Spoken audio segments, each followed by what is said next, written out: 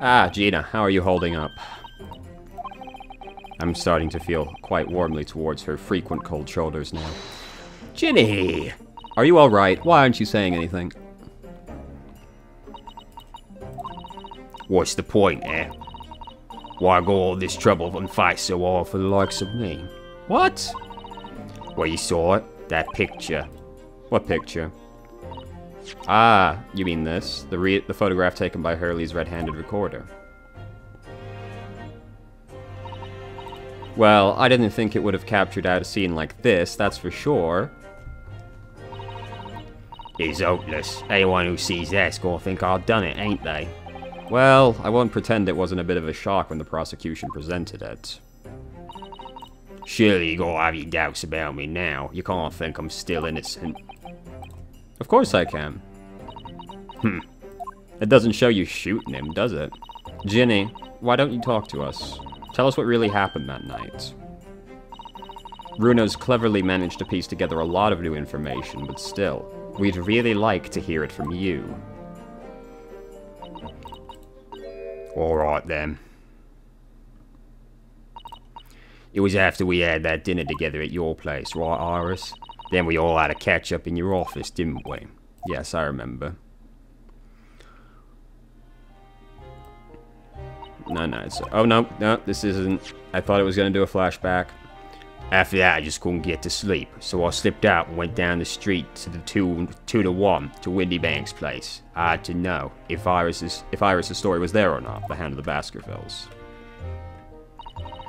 I don't know what it's about or nothing, but if you ask me, there's something in it the Sholmes don't like. Something what he don't want people reading.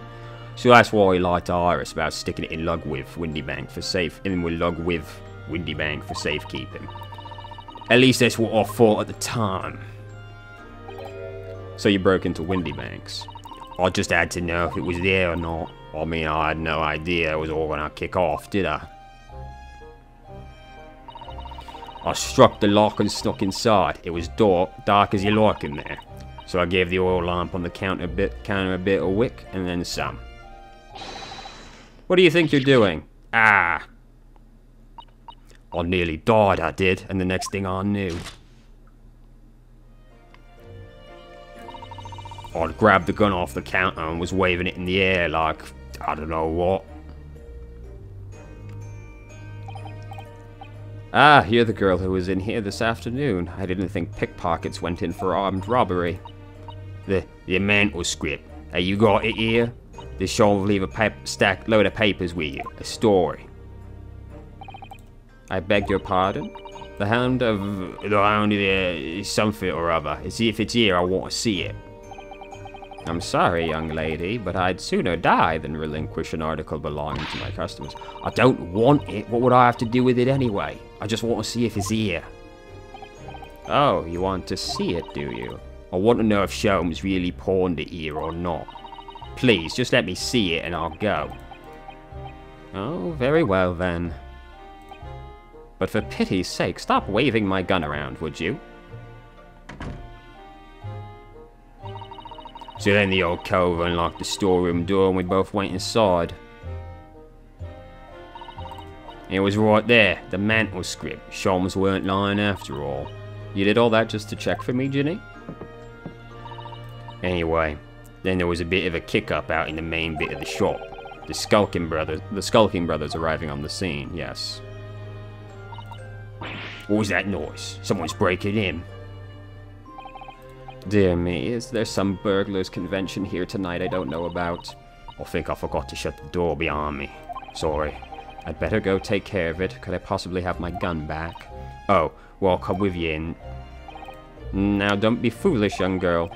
You must stay right here. Don't leave this room under any circumstances. And with that, he took the gun out my hand and walked out back into the shop. I hung in the storeroom, like he said, straining my ears in the dark to hear what was going on. It sounded like they got into a bit of a scrap. I started to think I should help. So I was just about to go out the storeroom myself when... I heard a couple shots go off. 2, I think, almost at the same time. And then there he was, right at my feet. laying face down on the floor. I was right next to the door, so I slammed it shut and locked it quick as you like. Because you thought whoever shot Windy Bank might come for you. Yeah, so I went to grab the old cove's gun. I figured I'd put up a fight at least. But when I got a better look at him, I knew.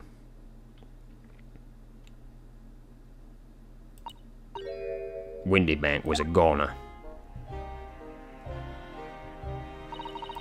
I felt funny in my head all of a sudden, kinda dizzy. And after that, I don't remember nothing. That must be when you passed out, Gina. If I hadn't done what I'd done, the old cove might still be alive. Did you tell the police everything? Of course I did, but they didn't believe a word of it, did they?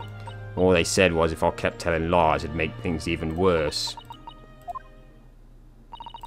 It'll be alright, Ginny. Don't worry. Just stay strong a little longer. Runo's about to put the real culprit through the mill.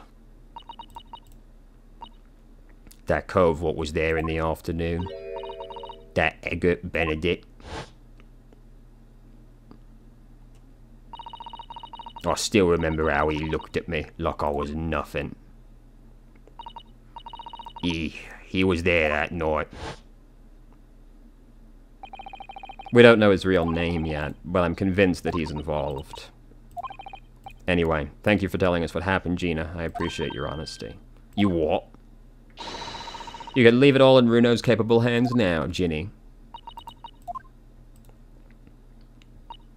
Mr. Narra-Odo. Yes. How come you trust me? I don't get it. I mean, have you forgotten what happened here before? Come on, it was only 2 months ago. Me and McGilded, we told you a pack of lies. Yeah, but if you were coerced into lying, it's not really the same thing, is it? And you got the bog trotter off with him, even though he was a killer. No, I could never forget that. Oh.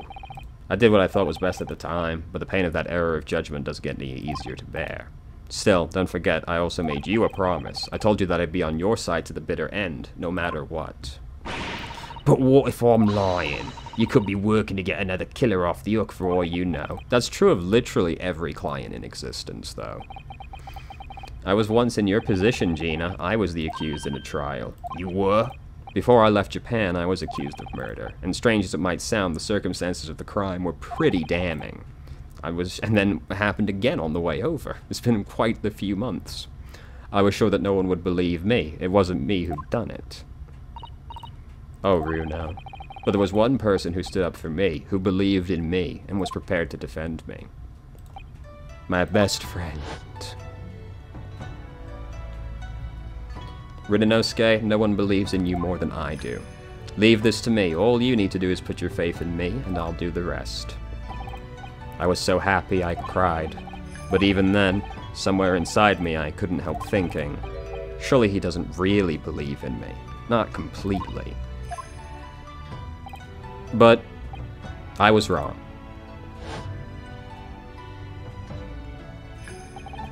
As soon as my trial began, it was obvious that he had an absolute, unwavering belief in me.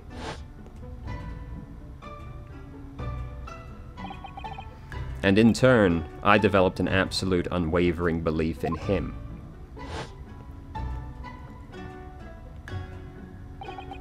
Since then, I came to realize, if you want someone to believe in you, you have to believe in the other person first. What are you saying? I promise you, Gina, that no matter what happens, I'll keep believing in you. So you don't need to worry, I won't let you down. Even though I'm a diver and a no-good liar? You're not like McGilded, I know that. Eh? That's right, you're our friend, Ginny. Iris? We know you better than you think. And we've come to the conclusion that you're someone we can trust. Yes. That's really all we need to know. Exactly. Ah, Mr. Narra-Odo, I am...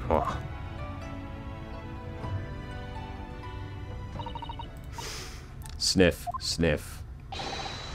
Defendant Gina Lestrade and her legal representative. Court proceedings are about to resume. Please head into the courtroom immediately. Yes, of course. Thank you. I'd been both a defendant and a defending lawyer in my time, so I knew only too well just how hard it was to put all your faith in another. And I also knew just how hard it was to bear the burden of another person putting all their faith in you. This is it at last, the final chapter, the final battle. Wish me luck, Susato-san, and I hope you're watching over me too, partner.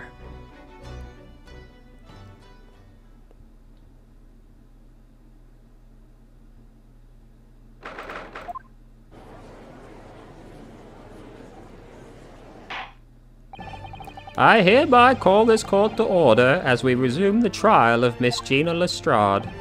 Lord Van Zykes, have you successfully subpoenaed the witness? The subpoena was delivered to the communication station where the man works immediately, my lord. However, the heavy rain has delayed the arrival of his carriage, it would seem. I see. Then let us turn our attention to Inspector Gregson's precis of the case heard by court. The glaring omission of the third bullet in your report is a serious blunder, Inspector. Yeah, I can only apologize, my lord. And although the defense's chemical analysis of the blood makes a compelling argument, I cannot permit such untried methods to be used as evidence.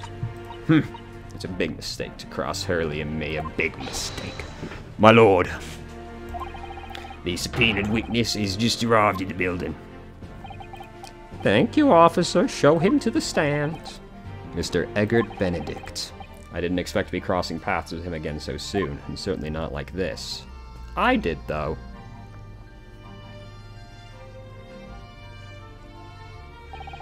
Thank you for complying with the court's subpoena at such short notice. But of course, my lord, as an upstanding member of London society, it is my pleasure to oblige. Now, kindly state your name and occupation. Ashley Graydon, Communications Officer. Mr. Graydon and I work at London's Central Communications Centre. Now, perhaps someone would kindly explain what all of this is about. You were appraised of the situation by the court officer on your way here, I presume? Yes, I was. Something to do with a murder that took place at the pawnbrokers on Baker Street. And some nonsense about me having been there on the night in question. That is the accusation, indeed. This really is beyond a joke, you know. Very well. Without further delay, the court will bear your testimony. You will respond to the accusation made against you under oath. Gladly, my lord. Gladly.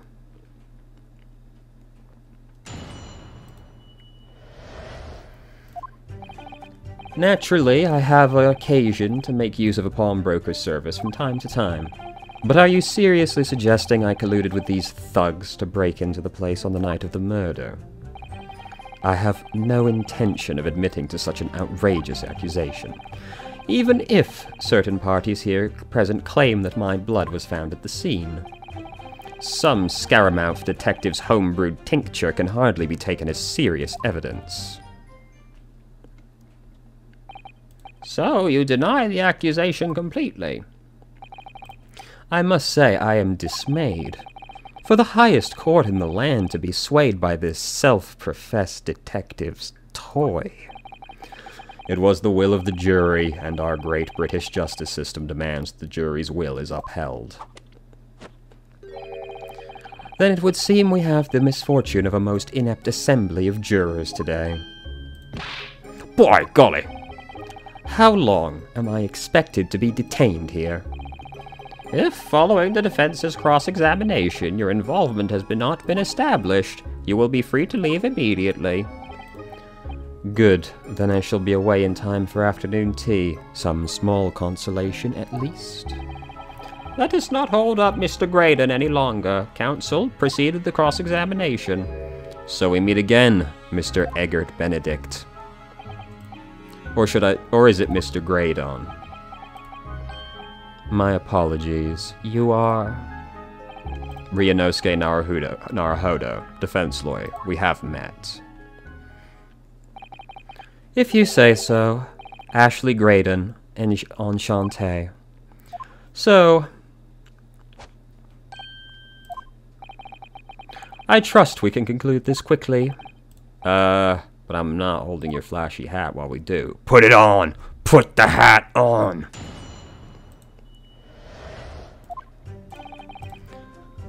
Alright, so we're obviously going to start at the beginning.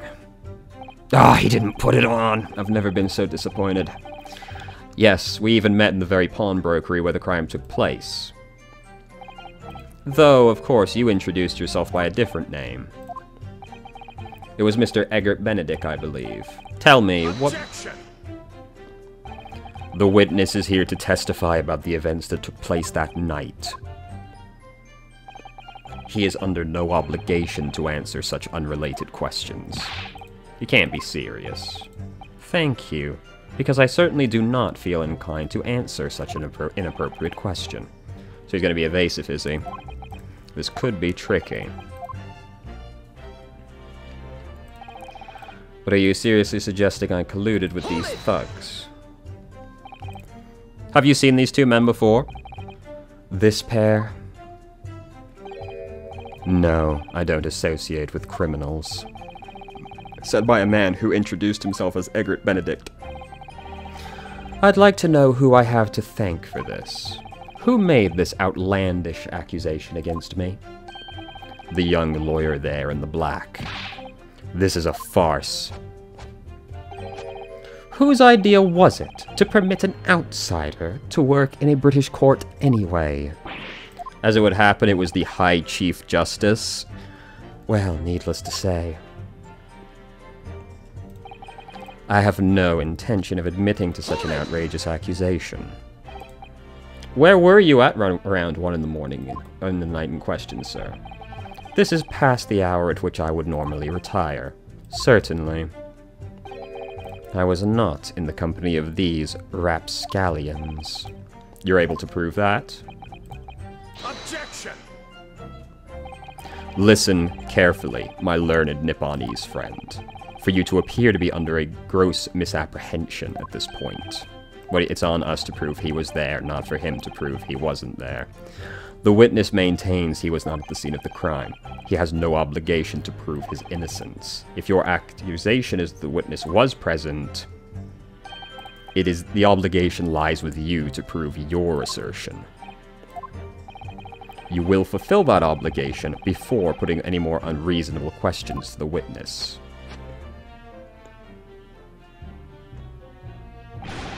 A silent victory wiggle.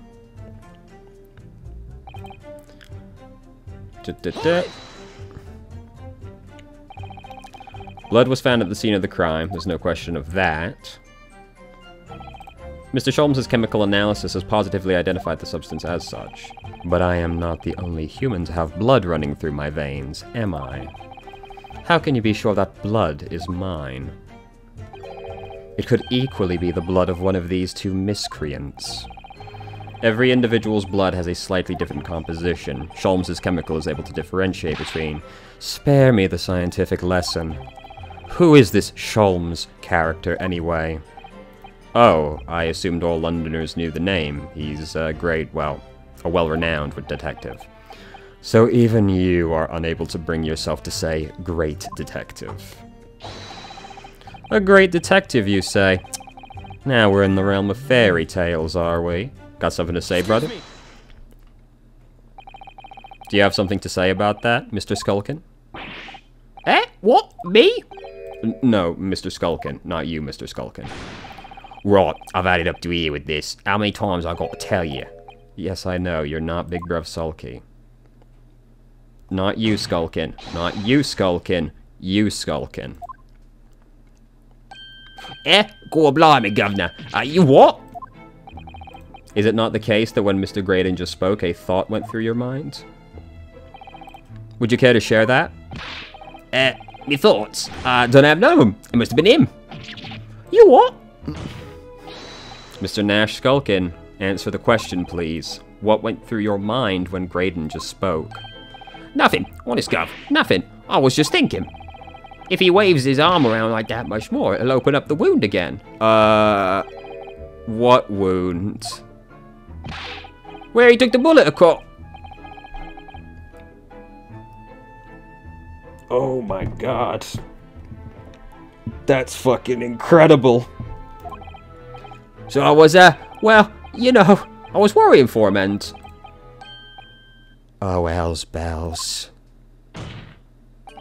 Mr. Graydon, did you hear that? What? Your comrade is worried about you, it seems. On the count of your injured arm. My lord. Yes, Graydon? I have no idea what these two wretches are talking about. Certainly I shouldn't be expected to answer anything in relation to their mindless insinuations.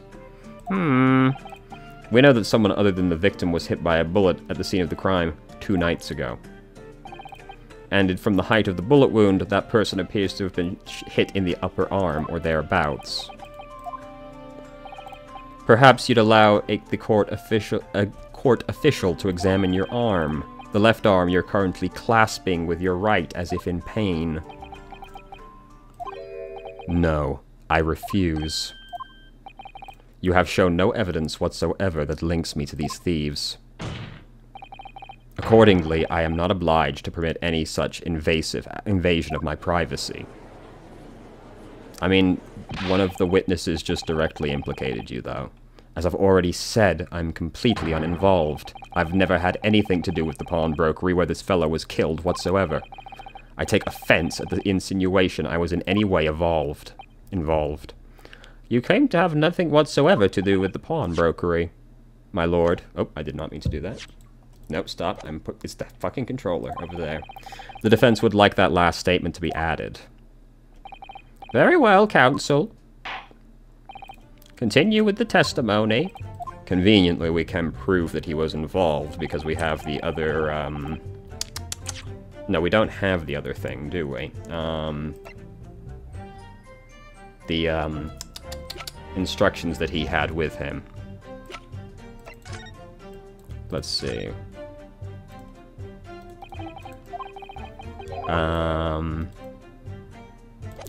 No, because it's not an evidence, I'd probably just press him, right?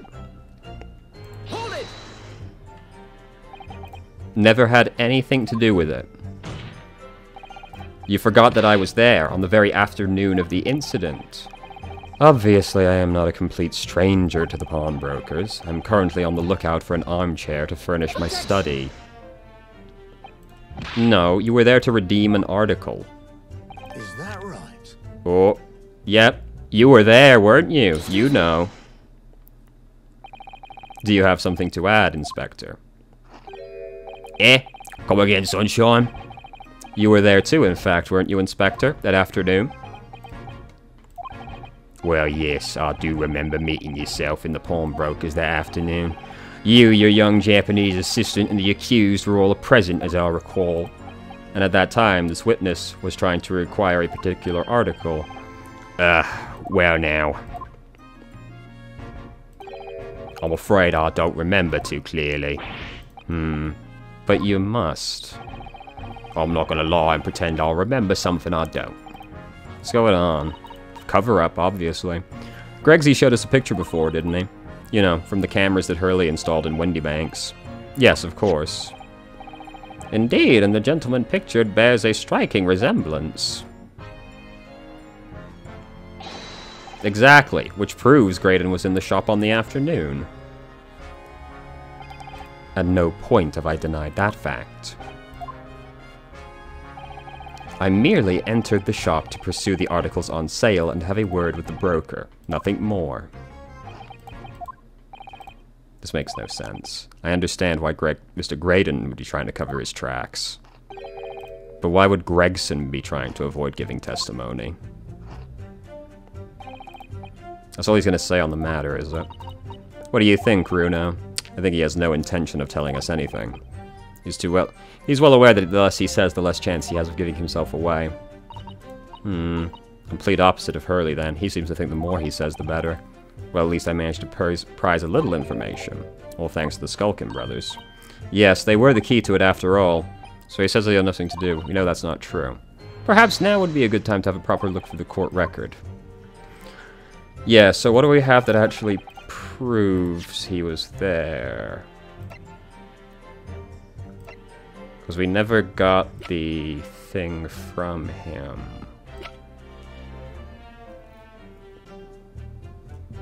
Objection!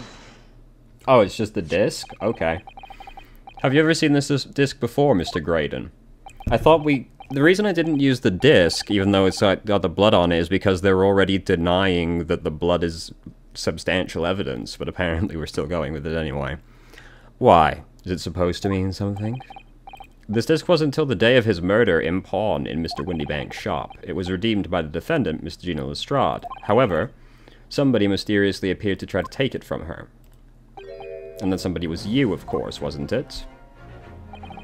As I have reiterated numerous times, you are mistaken. That was not me. I've never seen that disc before in my life. It may have escaped your notice, but there is a small smear of blood. Ah, yes, resulting from the abrasion of the thumb.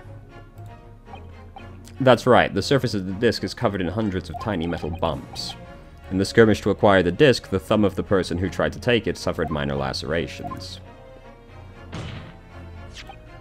So, while the disc bears remnants of that skirmish in the form of the smear of blood, the thumb of the person in question must also bear the remnants.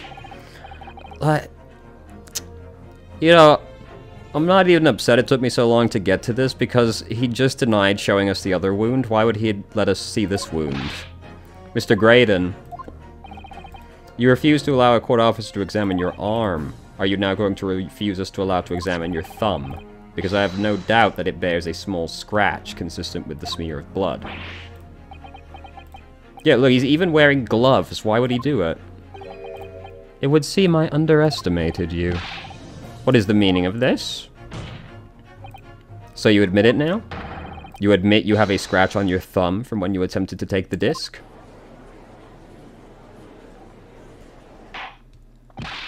Order! Well, Mr. Graydon? It would appear there has been something of a misunderstanding here. I did not attempt to take the disc, as you put it. No, quite the reverse. What are you trying to say? It's really quite simple, you see. The disc was mine from the outset. Is there some crime in taking an item that you own out to pawn?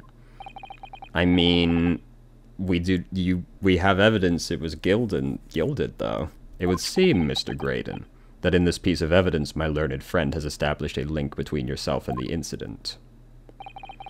Accordingly, you will tell the court everything you know about this disc now. As you wish. Though I'm quite sure it has nothing whatsoever to do with the pawnbroker's murder. I just didn't expect that to work at all. There's a note on the disc saying, for McGilded, but the item belongs to me. The redemption ticket was stolen from me by the accused, that filthy gutterling, on the day in question. I proceeded at once to the shop in order to explain my situation and redeem my article. In the end, of course, the disc was taken by the police. In other words, I had absolutely no reason to break into the shop later that same night.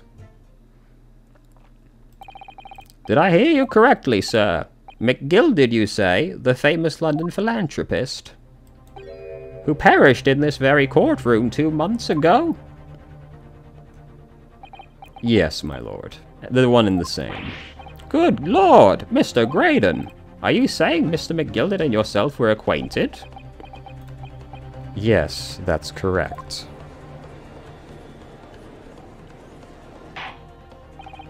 Order! Well, I certainly didn't expect to hear that name uttered here. According to what Gina told us, this disc was placed on the pawn on that fateful night 2 months ago. McGilded gave instructions to deposit it at Windybanks. It's funny that Mr. Graydon there is claiming the disc belongs to him, isn't it? In all likelihood, he's lying. Oops. So he appeared that afternoon at Windybanks to get his hands on McGilded's disc. Counsel, you will commence your cross-examination. Though he does have a reason. The reason is that there are meant to be 2 discs, not 1. So actually I'm going to go all the way down and press on no reason immediately. But perhaps you'd seen something of value. No, not at all. Oh. A valuer was brought in by the police to assess everything in the shop. Without exception, every article on the shelves was common or garden bric-a-brac. In that case, it's clear that you broke into that shop to recover McGilded's disc. Have you not been listening, man? Even if I had wanted to recover the disc, as you may recall, it had been seized by the police. It was no more in the shop that night than I, as I keep saying. So there was nothing of McGilded's left in the shop after that night. Nothing this man might have been after. I wonder if that's really true. If you have some evidence, then let him have it.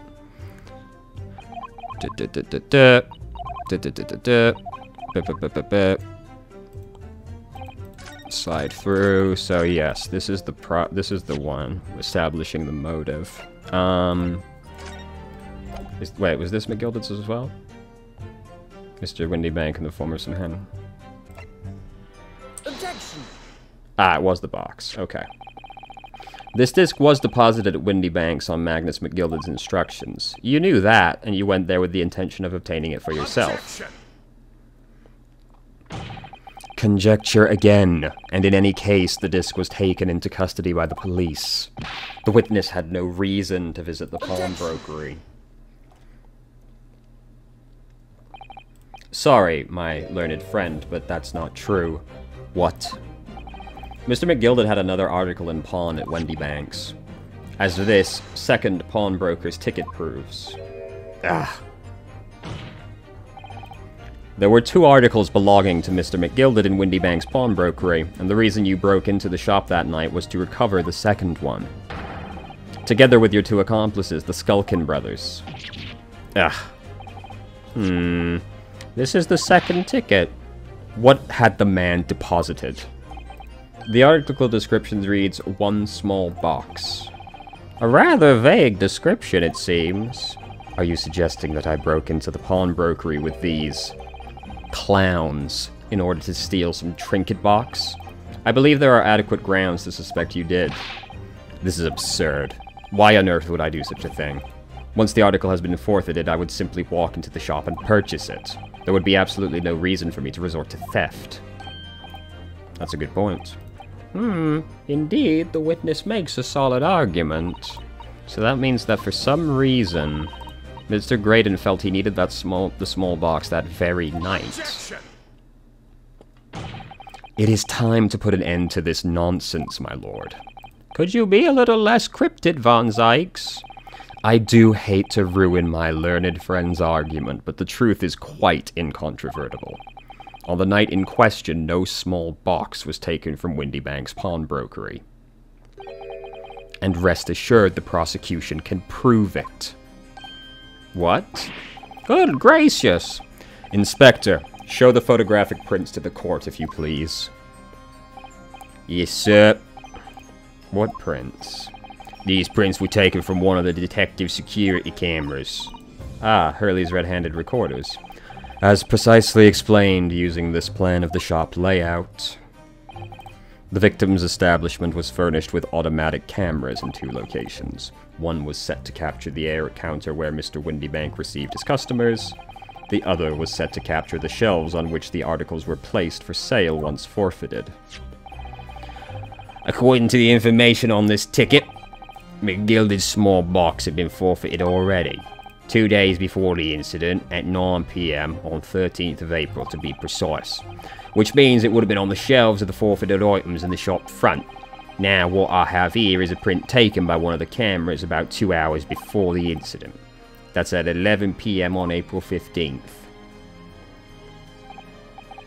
The victim certainly had a very full shop.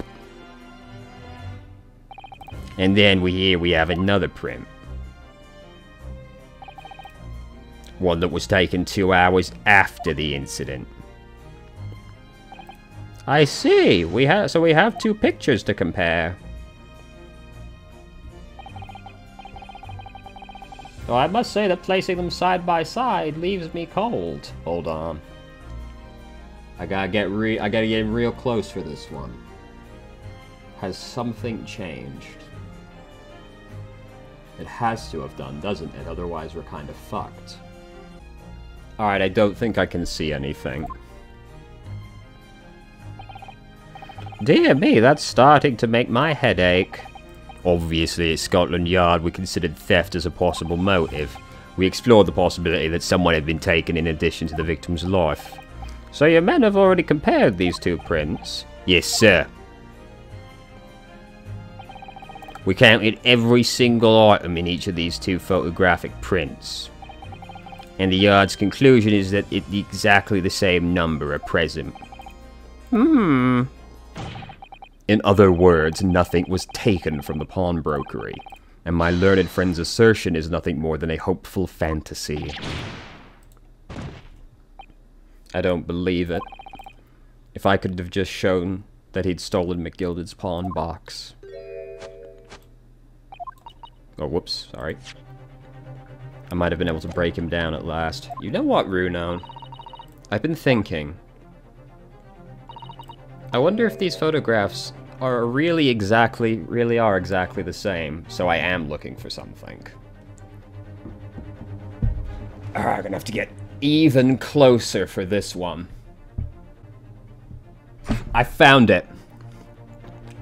It's right there. This has moved. What?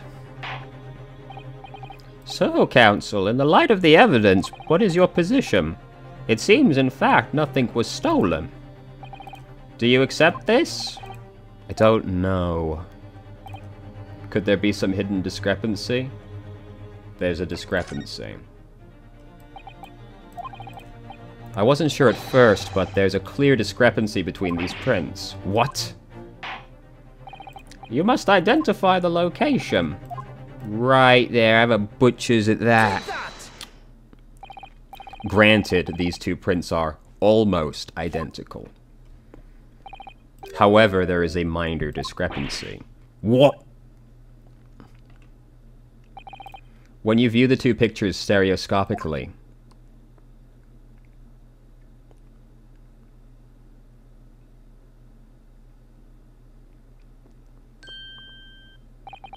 a single area stands out as being different, the location of this small box.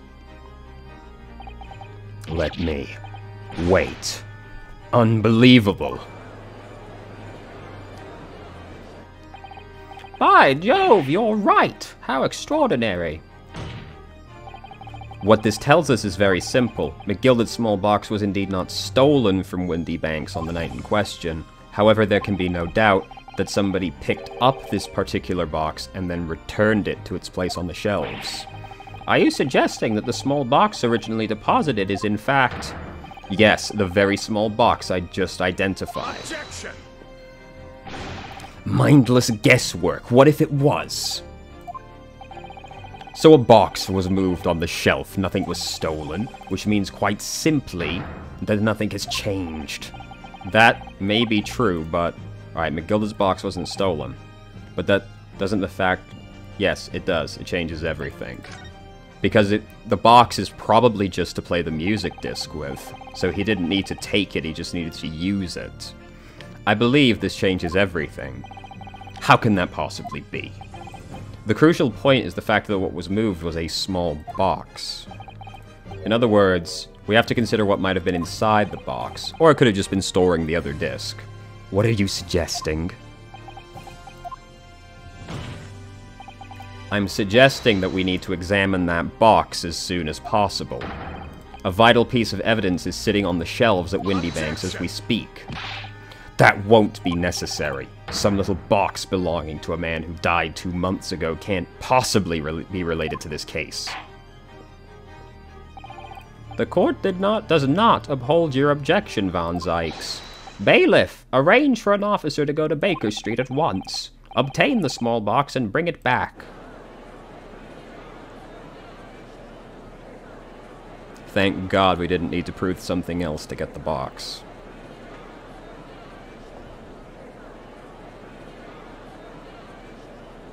He's not happy. Neither's he.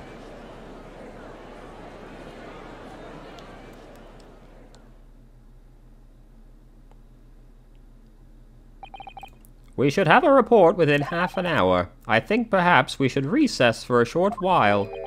To be hoodwinked by such a farce. Disappointing.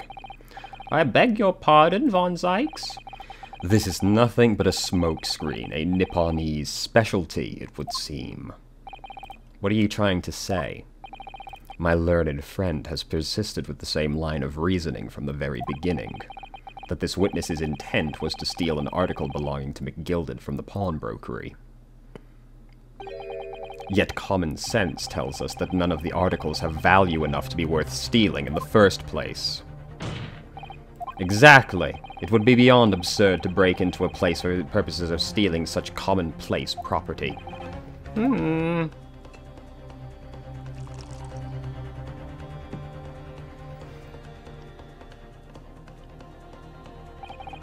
If your lordship recalls, Mr. McGilded perished 2 months ago, immediately after the conclusion of his trial. A trial in which he was found not guilty. A trial in which it was established he was the upstanding member of society his reputation implied, in fact.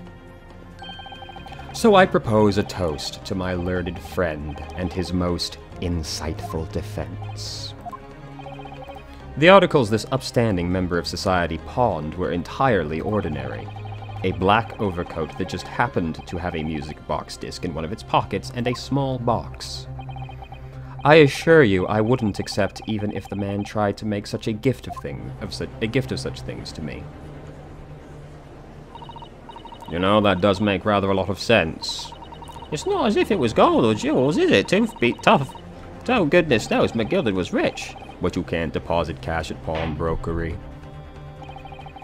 The prosecution's argument is undeniably compelling. It is incumbent on the defense now to bolster its argument. To explain what possible significance these commonplace articles pawned by this fine citizen could have. Well, counsel, is your argument in fact demonstrable? Are you able to show proof that the disc or the box are in any way tangibly related? Well, what's the matter, Runo? We know that they're related, don't we? They're both vital pieces of evidence. Yes, of course, you and I both know that. We know McGilded's true character, and we know the disc is significant, even if we don't know why. But if we explain all that to the court at this point, we'll have to acknowledge that McGilded's acquittal 2 months ago was a mistake. That the defense's argument was flawed, based on false information. Oh no. And that would mean admitting that Gina committed perjury. But Ginny... Could it be Van Zykes knows? Is that why he's doing this now? Because he's anticipated everything? But maybe... this could be a great opportunity. Sorry, what do you mean? Well, what is it you always say, Runo? Sooner or later, the truth comes out every time. Alright. The exact significance of the things that McGilded deposited is something that only Gina can explain to the court. But if I put her on the stand to testify about that, it could critically damage our chances of winning this case. What's the right thing to do here? I mean, we have to, don't we? My lord, the defense would like to make a proposal. Oh, what proposal? While the court awaits the arrival of McGilded's small box, I would like to call the defendant, Miss Gina Lestrade, to the witness stand. The defendant? To what end? It's to do with the various articles deposited at Windy Banks by Mr. McGilded, my lord. Miss Lestrade has information relating to them. I believe it would be beneficial for the court to hear what she has to say. It will prove the significance of the articles in question once and for all. Well, well, things are becoming interesting. I presume you've considered the implication of the testimony you're proposing. In particular, the impact it will have on the accused's standing, and indeed your own. I have.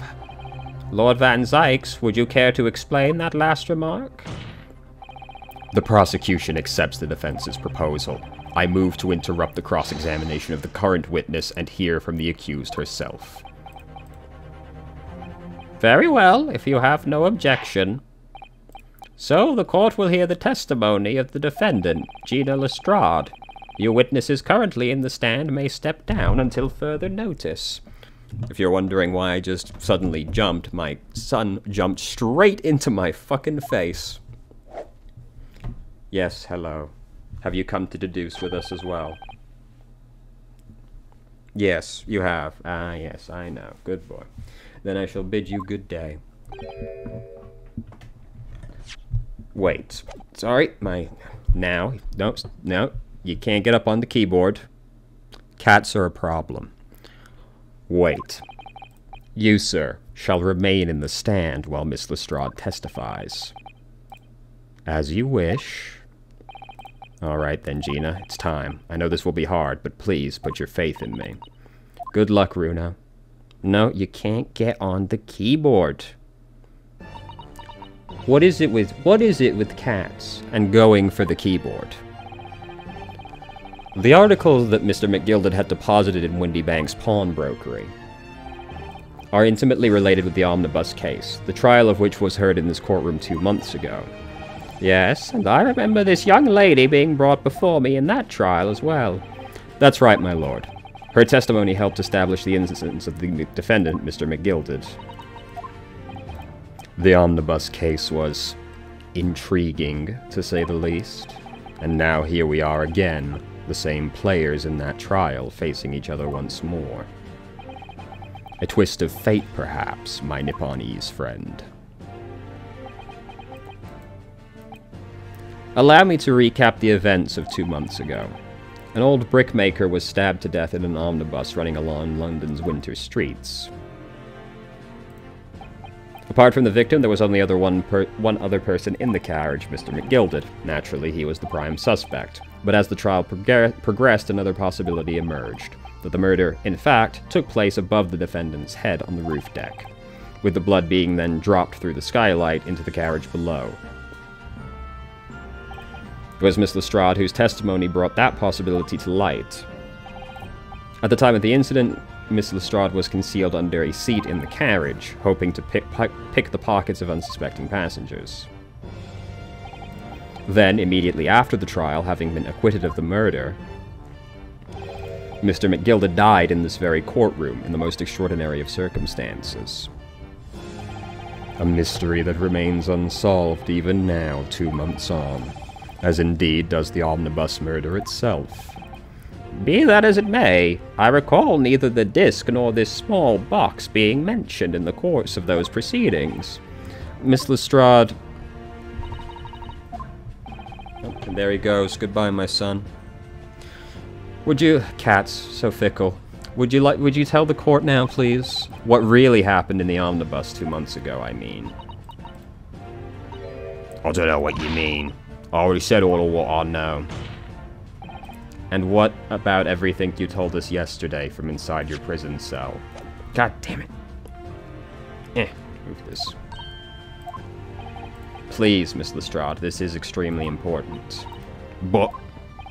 Remember, little girl, if it transpires that you willfully withheld information in the trial, the Home Office will seek to prosecute you for perjury. And naturally, you will lose all credibility as a witness. Although, let's face facts, you have little credibility to lose. Ginny, don't listen. Please, you have to trust Runo now. Iris! We're on your side. What the fuck would I say that? Oh, how the fuck did I say it like that? Alright then. I'll talk. It's the right choice, Gina. Well, it would seem that my learned friend is hell-bent on bringing the entire courtroom down about his ears. So be it. I must confess I'm struggling to understand what on earth is happening. However, it would appear that Mr. McGilded's pawned items and on that extraordinary case of the omnibus harbor secrets of which we have been hitherto unaware. So, Miss Lestrade, you will now give your testimony before the court. You will reveal the truth, a commodity sorely lacking in your original statements. This is it then. Everything's gonna come out. Lord Von Zeyck said. This could bring the whole courtroom down about my ears, but as a lawyer, I'm prepared to take that risk.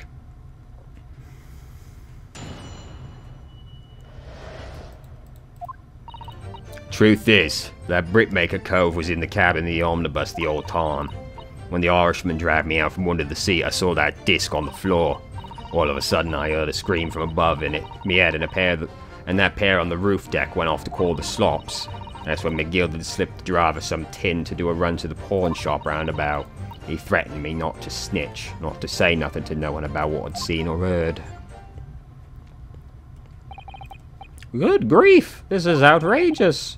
What you've just told the court bears almost no resemblance to your testimony 2 months ago. As you say, my lord. Then there's every chance I may have adjudicated an error in McGilded's trial. It sounds very much to me as if the man deliberately deceived the court, in order to cover up the most wicked of schemes. Without doubt, your lordship is correct. A great injustice was done in this courtroom 2 months ago. The actions of the accused in that trial, of this witness, and of my learned friend are entirely inexcusable. I don't believe it. The whole trial was a farce, all lies, brought into the court, like the pickpocket. Don't forget that lawyer. They were in on it together. You're wrong. The lawyer, Mr. Naruto, the lawyer there, he didn't know nothing about it. Humbug. I don't think so. Are we really expected to believe that? He really stitched everyone up, didn't he? What an operation to get the man off scot-free. Unforgivable. Stop. The lies have to stop. Stop.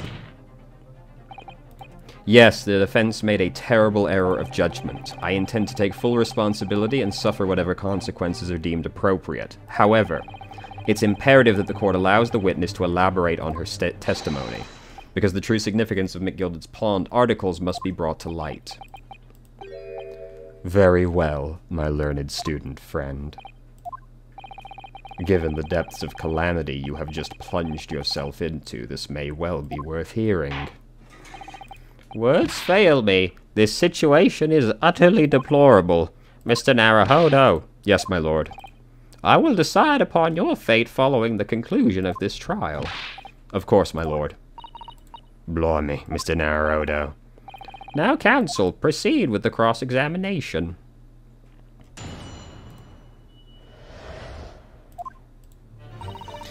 Alright. Let's start pressing. And you were hiding in the cabin at the time as well, weren't you, Mr. Strahd? If I remember rightly, in the storage compartment underneath one of the seats. Yeah, that's about right. It was pitch black under there, so you can't see nothing at all. Now, in your testimony, I feel certain you claimed McGilded was the sole passenger. False testimony, my lord. Yes, that's what he told me I ought to say. But it's important you tell the truth now. Were McGilded and the victim acquaintances? I don't know. But I did hear him talking a lot. What were they talking about? Well, I couldn't hear too well, but if I had to say, I think it was about money or something. They kept talking about buying and not buying. Perhaps business dealings. Well, anyway, they got louder and louder. It started to sound like a proper fight. I was pretty scared by then. I hardly dared to breathe, and then all of a sudden, I heard a noise like someone kneeling over on the floor. It was blooming loud and all. And I believe you let out a scream. Yeah, that what gave me away. But yeah, I saw the disc on the floor. Was the disc you saw this disc? Yeah, I reckon it probably was. It was right next to the cove line on the floor. Could this disc have belonged to the victim? Dunno, but McGilded picked it up pretty smartish. Then he sat in the cove with the knife in his belly up on the seat. What did he say to you at that time? He told me not to say a word about what I'd seen or heard to no one. About the disc and all. I was dead scared the way he was looking at me. I thought, if I didn't go along with it, I'd get stuck with that knife too. Then he started asking me a load of questions, like what my name was, where I lived and that. He asked me about being a diver. But after a while, what happened? Yeah, that's right. First there was some kind of rapping noise. All of a sudden, I heard a scream from over me head. There were two gentlemen occupying the seats on the roof, I believe. That's right. They must have looked down through the skylight and noticed the cove with the knife in his guts. When they screamed, the driver pulled up the horses and McGildy got me out of sight. Out of sight? Where? Back under the seat where I started off. Once the carriage came to an halt, the two coves from the roof ran off to fetch the slops. If they immediately left to fetch the police, it would appear they were entirely unrelated to the incident. So that McGilded left. So that left McGilded, the driver, and you. Yeah, only the driver didn't know I was there because I was under the seat. I heard the cabin door open and a voice from outside. The driver, yes, he also testified. Oh no, it's the judge. A fellow by the name of Beppo, if memory serves. What did McGilded and the driver say to each other? I don't know what happened and stuff like that, mainly. That's when McGilded slipped the driver some tin to do a run to the pawn shop. That pawn shop being Windy Banks. Just a moment, counsel. Do you mean to tell me that the driver gave false testimony as well? Perhaps the excursion to the pawnbrokery slipped his mind when he was in the stand. Indeed, Lord Van Zykes.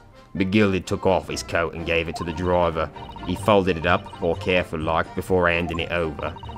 When I saw him do it, I remember thinking, that coat and what's in it's got to be worth a few bob. Yes, Gino, I'm sure the disc must be worth more than Windy Bank was suggesting. I remember her quibbling with him over the price at the afternoon at the pawnbrokery. The driver looked pretty happy when McGilded flashed him brass in his face. He went running off at a lick. Then the bog trotter called to me and told me to come out from the drag's cabin. He threatened me not to sitch, said to say nothing to no one about what I'd seen or heard. Threatened you how exactly? Told me I'd only be able to scarp her if I did exactly what he said. Which included giving false testimony in court 2 months ago. Yeah, that's it. There was one other thing he said. Which was? He told me I have to hang on to the ticket from the pawn shop and make sure not to lose it. The ticket? Well, I never. Said if he didn't show up to get the ticket off me before 2 months passed, I had to go to the pawn shop and pay the money to keep it in lug to stop it being forfeited. He left me with some brass to pay for it. But really? Why on earth would McGilded have done such a thing? Depositing his overcoat with a pawnbroker before the arrival of the police. It makes no sense at all. There would seem to only be one logical explanation, my lord. McGilded had the driver deposit at Windy Banks was something he didn't want the police to see. Something very important that he needed to hide at all costs. Anyway, after that he let me go, so I legged it before the coppers showed up. Well done, Gina. Can't have been easy to tell the truth like that. Ginny's really put her faith in you, Runo. Yes, and thanks to her, we'll have to face a charge of perjury once this trial's over. So I need to use the time we have now to get as much information as possible. It's time to really go for it. I already did press her on everything. Oh, and another thing. Take a look at those two. Isn't it strange they've been whispering to each other the entire time? Yes, that's strange, just like they've been having a secret discussion. I'm not sure I'm completely comfortable, but I wonder if there's anything I can do about it. So what, do I press them again and see if they react now? Hold it! Excuse me.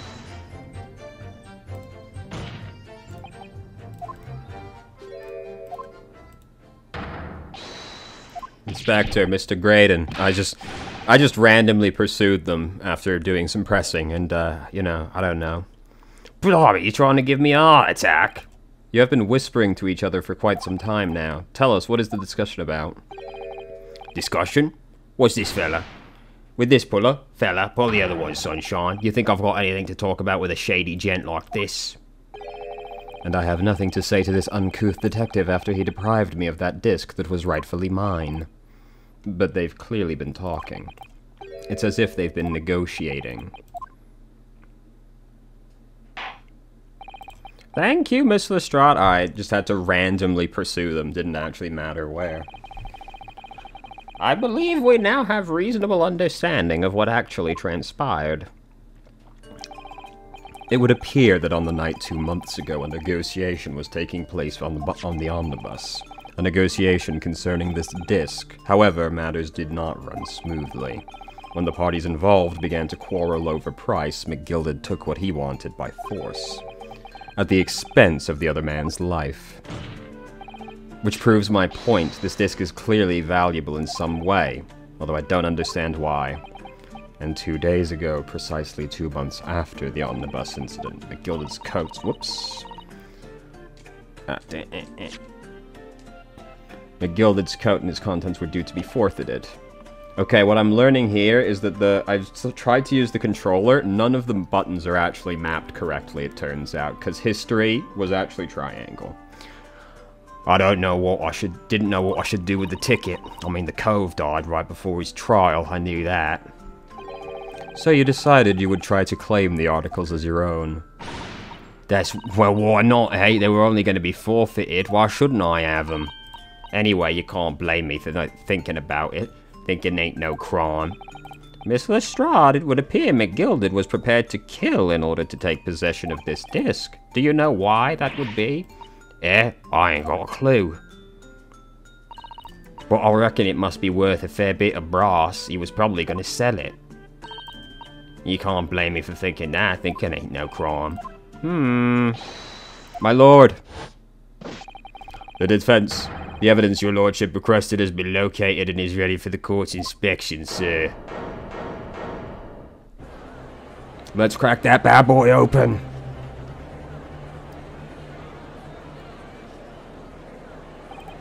The mysterious little box deposited by McGilded 2 months ago. There's no doubt in my mind that it's a key piece in this far-reaching puzzle. Ah, come on! Well, it's gonna be 5 minutes for me, but come on!